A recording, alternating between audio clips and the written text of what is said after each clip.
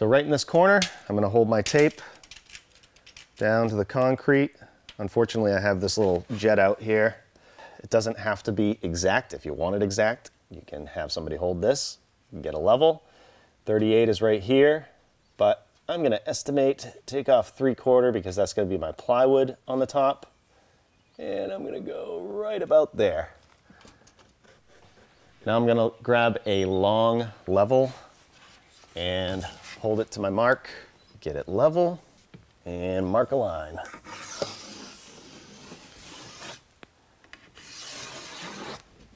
Just like that.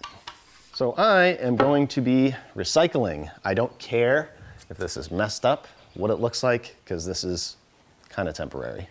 Temporarily permanent. The entire frame is gonna be 2x4s, and the only thing I bought was 2 sheets of 3/4 plywood, nice sanded plywood for the top. The rest is gonna be scrap.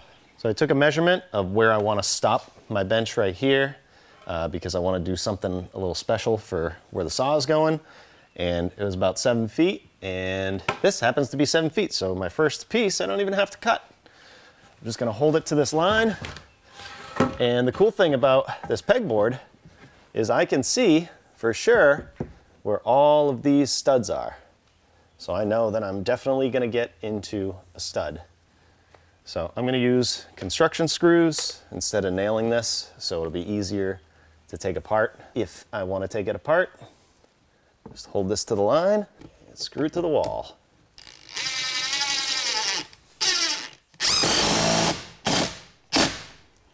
Change that battery. And just to make sure that we're putting this level, that looks perfect.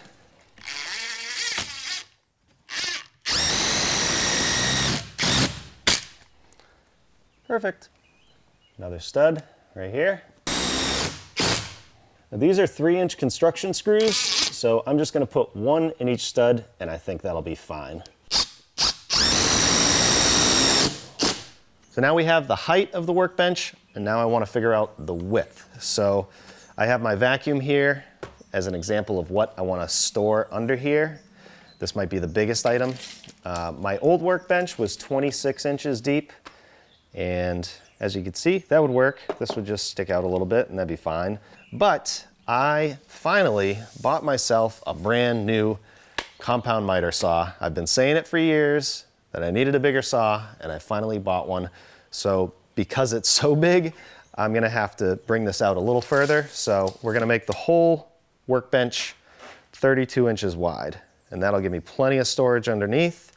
And this whole space right here under the window is gonna be designated for the saw. I'm gonna drop this down over here so that the height of the saw, the top of the saw, is flush or even with the entire workbench. That way, if I have long stuff that I wanna cut, it'll help hold it and make a nice cut. So I'm gonna bring a piece out here, measure 32 inches. That's where the actual width is gonna be. But then I wanna subtract 3 inches, 1, 2, 3, because the width of a 2x4 is 1.5 inches, so 1.5 inches plus 1.5 inches is 3 inches, because I wanna do a double right here, and I'll support it down to this sill, and that way this will be nice and strong, and I won't have to put any legs in here. This will all be open unless I wanna do some shelving or something, and then I'll take care of this.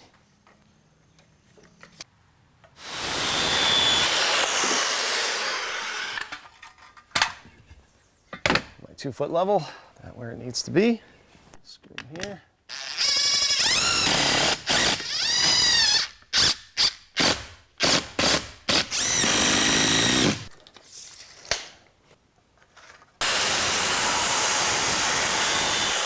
I'm gonna start 1 screw right here. Hold it even at the top. Hold it somewhat level. There's my width, 32 inches. So my double's gonna go from this wall right to here. And as long as the building is square, this should all work out to make the workbench square. This first piece was 7 feet, so I should be able to cut 2 at 7 feet. But to make this easier, and I'm gonna need a piece here anyways, I want to put a level on here. Then I can measure down to the concrete. And I can put this piece in. So that way, when I put these here, I'll have something to sit on. So my measurement is 34 inches. I'm gonna take 2 2x4s and put them right here. But what I'm also gonna do is cut them both back 1.5 inches, and on the bottom, I'm gonna use pressure treated, because anytime you have wood sitting against concrete, it can definitely absorb water, and this way, it'll just kinda at least make it last longer. So 2 at 34 minus 1.5 inches, 32.5 with a piece of PT on the bottom. Look at this, the piece that I'm gonna use, this looks like it was a leg for my old workbench. And you can see what I'm talking about with the water absorbing into here. It's gonna take 10 years at least to have it start affecting this, in my opinion, but that's why I'm putting the PT on there. So it'll absorb, but it won't rot away. Oh, take a tiny bit off here.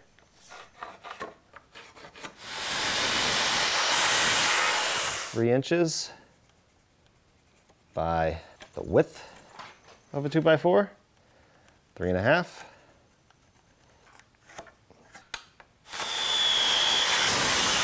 Now I'm going to use 2.5-inch screws, just so I don't go out one side and have a nice screw to catch on. I attach my PT right here, but I don't want to split it when I put some screws in, so I'm going to pre-drill it. One right there. Just put this under here for now. I'm not going to attach it yet. This is just going to help me hold those pieces up. I'll hold this back 1.5 inches, roughly, and then I can attach it right to this. Hey, look, we got some holes already. That worked out.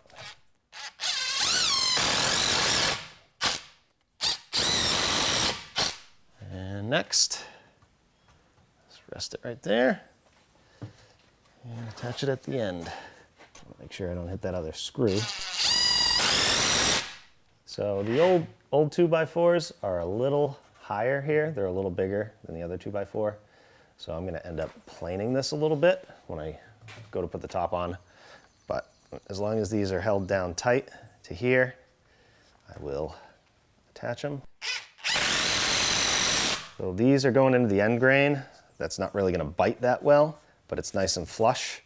So I'll attach this together and then I'll get some screws going this way into this. I'm gonna do some 2.5-inch screws here. Get this all attached.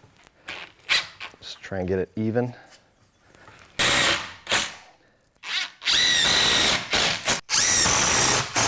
Now right over here, I'm gonna put a piece down to this sill just to support this, make it nice and strong. 16 5/8. I'm just gonna plumb this down. That's where my 2x4 is going. Just get one screw up into the bench.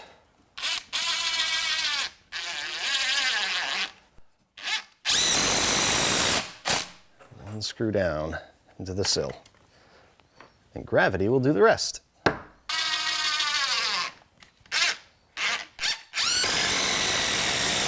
And I'm gonna do the same thing over here. That's 16 7/8. This is also gonna be what I use to attach shelving if I do a shelf right here, which I think I'm gonna. Nope. So there's another example of the old 2x4 being thicker. So I'm gonna notch the old 2x4 so I can get this piece in.